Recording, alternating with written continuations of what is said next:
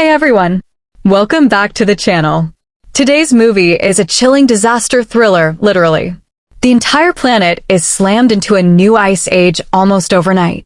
Volcanoes explode, glaciers collapse, and a massive superstorm sweeps the world. This isn't your typical cold front, this is extinction-level stuff. It all starts with scientists stationed on a remote ice sheet. They're out there gathering data, walking carefully across dangerous cracks, and tracking an insane spike in volcanic eruptions. Every reading tells them the same thing: something catastrophic is about to happen. They radio their base in panic, realizing they might not make it out in time. Cut to our main character, Bill, a dedicated father who's just trying to keep it together. He's driving through worsening snow with his teenage son and daughter. His son is frantically trying to get a radio signal to call for help, but it's completely dead. They're racing to the airport so his daughter can catch a flight to New York. There's no time for heartfelt goodbyes, just a hurried drop-off as the world teeters on collapse. Meanwhile, the scientists on the ice sheet know it's now or never. One of them runs to his plane to grab critical research equipment, urgently trying to warn Bill on the phone. He explains that the glaciers are failing, volcanoes are triggering chain reactions across the globe, and their window to act is almost gone. He emails Bill the raw data before the call is lost in the chaos. Bill, realizing how dire things are, yells at his son to boot up the laptop and check the files. But the connection fails. The scientist flees in terror as the glacier collapses right behind him, triggering an avalanche so huge it can be seen from space. He tries one last time to call Bill, but it's too late. His plane crashes, killing him instantly. With his daughter already gone, Bill feels crushing guilt. He grabs his son and rushes to his office to figure out what's really happening. His boss doesn't sugarcoat anything. They have only a few hours left before an unstoppable ice wall buries all of North America. He begs Bill to get his family out immediately while there's still time. At the same time, Bill's wife Terry is stuck in a tense government meeting. She's fighting with officials who can't decide whether to evacuate or wait for orders. Communications are failing everywhere: phones, radios, even government lines. When Bill bursts in to get her, she dismisses him at first, accusing him of overreacting. But the fear in his voice, plus confirmation from her own staff, finally convinces her. They grab what they can and flee the city as fast as they can. Military planes sweep overhead, scanning the advancing storm. Snow is already falling so hard it's blocking roads and swallowing entire buildings. Terry is panicked for Julia, their daughter alone in New York, but there's no way to reach her. The lines are dead. Their son Nelson spots giant storm clouds on the horizon, roiling black and gray even in daylight. They realize they're racing the storm itself, which is expanding faster than they can drive. Meanwhile, Julia lands in New York and meets up with her boyfriend Logan. She thinks her parents are overreacting and ignores their calls.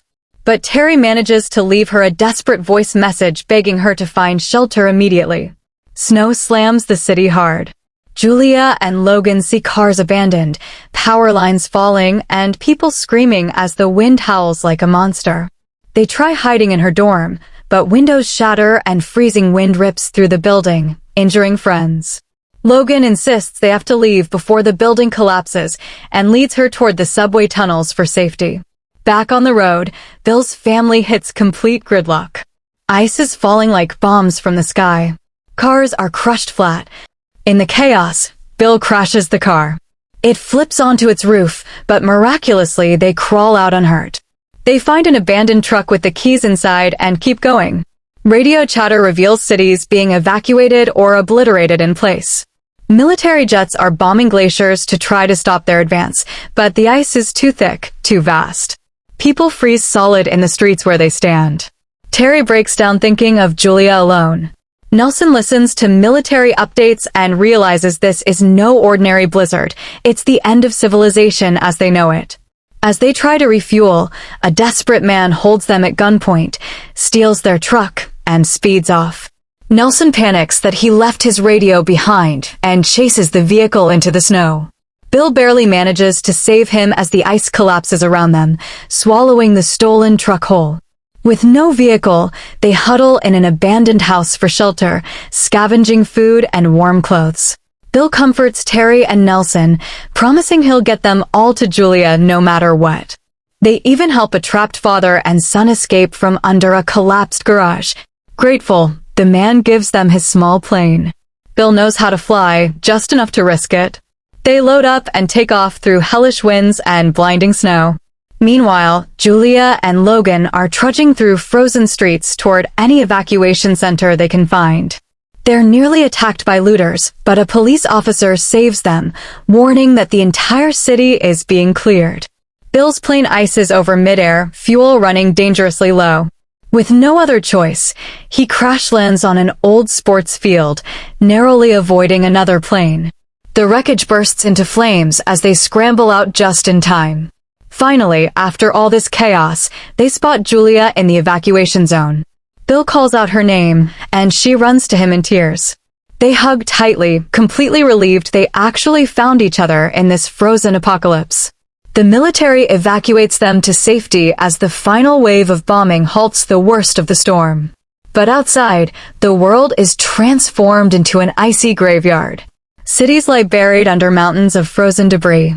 And that's how this chilling survival story ends, a world forever changed, but a family that refused to give up on each other no matter what. If you enjoyed this recap, don't forget to like, subscribe, and tell me which movie you want next. Stay safe and stay warm out there.